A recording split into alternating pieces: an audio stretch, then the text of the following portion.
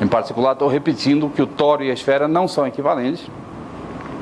Ainda vou voltar a isso depois, mas o tório também não é equivalente ao bitório.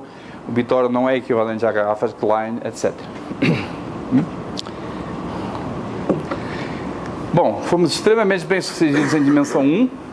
Conseguimos o teorema de classificação que diz que só existem dois modelos, um aberto e um fechado. Em dimensão 2, eu focalizei no teorema de classificação para superfícies fechadas, mas também fomos extremamente bem-sucedidos.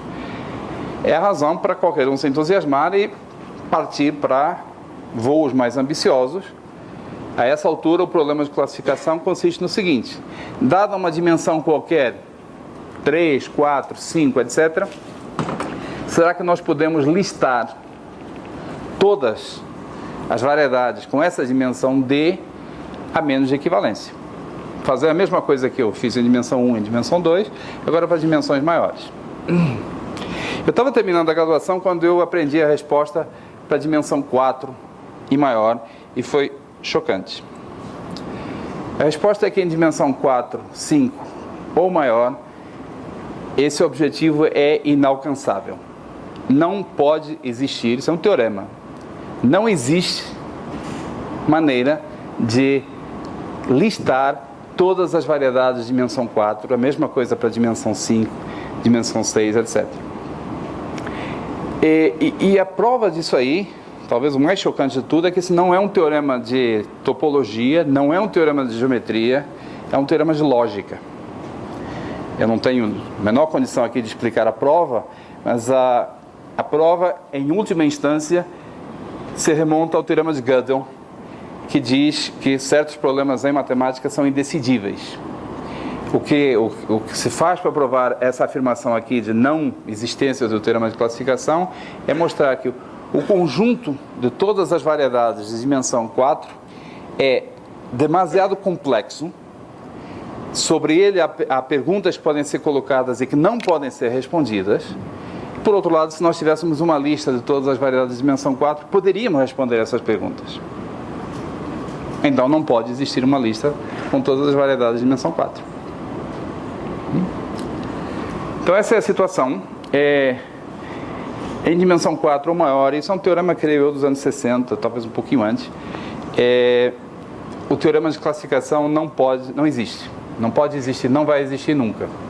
Claro que isso é meio chato, porque dimensão 4 é exatamente o que a gente mais gostaria de entender. Mas eu não quero que ninguém aqui fique muito pessimista, porque o objetivo era ambicioso demais. Classificar todas as variedades de dimensão 4. O que eu acabo de dizer não impede que existam teoremas de classificação para certas classes importantes de variedades de dimensão 4, e quem sabe isso é suficientemente bom para quaisquer objetivos que a gente tenha. Tá? Estou dizendo isso porque eu fiquei um pouquinho pessimista quando aprendi esse teorema, e depois entendi que também não é para tanto, não vale a pena ficar tão pessimista assim. Inclusive, a teoria de variedades de dimensão 4, topologia de variedades de dimensão 4, é uma área de pesquisa em matemática extremamente ativa. Tem um monte de gente trabalhando com motivações que vêm essencialmente da física, e o pessoal está trabalhando e provando grandes teoremas a esse respeito. Eu também vou mencionar daqui a pouquinho um deles. Então, antes de eu avançar, essa é a situação. Deixa eu só fazer o ponto da situação. O objetivo, o mega objetivo, o grande objetivo, seria esse teorema de classificação. Dimensão 1 e 2 está feito. 4 ou maior não vai dar para fazer isso tudo. Vocês devem ter notado que está faltando um caso aí, né? Está faltando a dimensão 3. Vou ter que voltar a isso daqui a pouco. Mas para poder abordar o caso de dimensão 3 com mais cuidado, eu preciso introduzir uma noção técnica, que é a noção de variedade simplesmente conexa. Se vocês por acaso leram os artigos que saíram nos jornais para a altura da prova da conjectura de Poincaré, foi hilário o esforço dos jornalistas para tentar explicar ao público o que significa uma variedade ser simplesmente conexa. Eu espero que o meu esforço aqui não seja tão hilário. É o seguinte: vamos imaginar uma superfície qualquer, no caso aqui eu considerei a esfera, e vamos colocar sobre a superfície, na casca, um elástico, que é esse vermelhinho aqui, tá? O elástico está esticado, ele tem vontade de encolher. Vamos deixar o elástico encolher quanto ele quiser, mas com uma condição: ele tem que encolher dentro da superfície. Não é no interior, é na casca da superfície. Tá? Ele não pode sair daí. Está grudado na superfície, tem o direito de deslizar, mas não tem o direito de passear. Então o que acontece? Esse elástico, como ele está esticado, ele vai ficar menorzinho. Dá para ver? Ficou menorzinho aqui. Esse rosa é para vocês lembrarem onde é que ele estava antes. Mas ele continua esticado. Ele tem vontade de encolher mais. De fato é um elástico de comprimento zero. Está muito esticado. Se eu deixar, ele vai encolhendo, até que vira um ponto. Tá? Não tem nada na esfera que impeça o elástico de fazer isso. Esse laço que o elástico representa encolheu até virar um ponto. Não aconteceu nada de anormal. Mas agora imaginem que no lugar de estar na esfera, esse elástico estivesse no toro e estivesse colocado desse jeito aqui. Há outros jeitos de colocar o elástico no toro, mas eu quero esse. O que acontece? O elástico pode se esforçar o que ele quiser, mas ele não vai conseguir encolher, sujeito à condição de permanecer na superfície, na casca do toro. Então, essa é uma propriedade que é diferente da esfera para o toro. Na esfera, qualquer laço pode ser deformado, encolhido até virar um ponto. Vocês podem brincar, chegar em casa, isso dá para fazer na cozinha em casa, tá? Pegar um elástico e tal, botar numa maçã e ver o elástico encolher.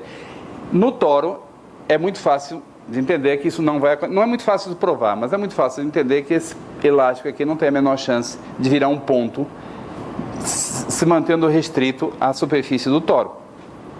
Então essa é a diferença entre ser simplesmente conexo ou não ser simplesmente conexo. Eu não sei quem inventou a expressão simplesmente conexo, é uma expressão extremamente infeliz, opaca, mas o significado é esse. Uma variedade é simplesmente conexa se todo o laço que está colocado na variedade pode ser deformado até virar um ponto. A esfera é simplesmente conexa, o toro não é. Se vocês pararem para pensar, o bitoro também não é. O tritoro também não é. Naquela lista de superfícies orientáveis, a única simplesmente conexa é a esfera mesmo. Na lista das superfícies não orientáveis é um pouquinho mais complicado, dá mais trabalho, mas de fato nenhuma delas é simplesmente conexa. A única superfície simplesmente conexa, a única variedade de dimensões, dimensão 2, simplesmente conexa é a esfera.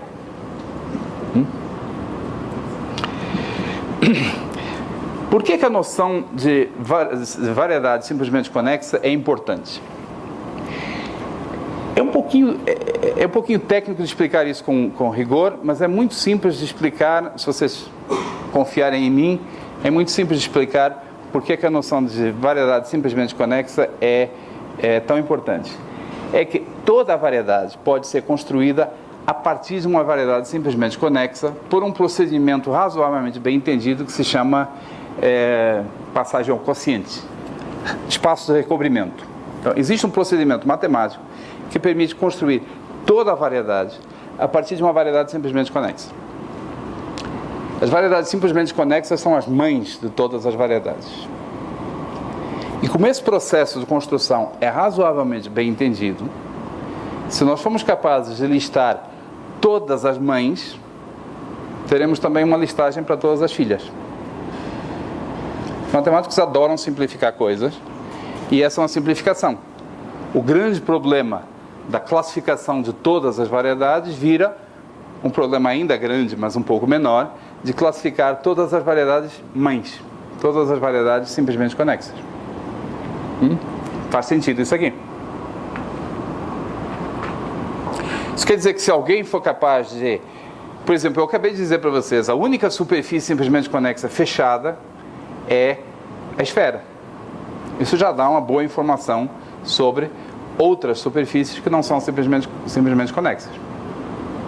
Porque as simplesmente conexas são as mães de todas as outras. A propósito, eu não consigo resistir a fazer essa provocação. Um dos problemas abertos em cosmologia é saber se o universo é simplesmente conexo ou não.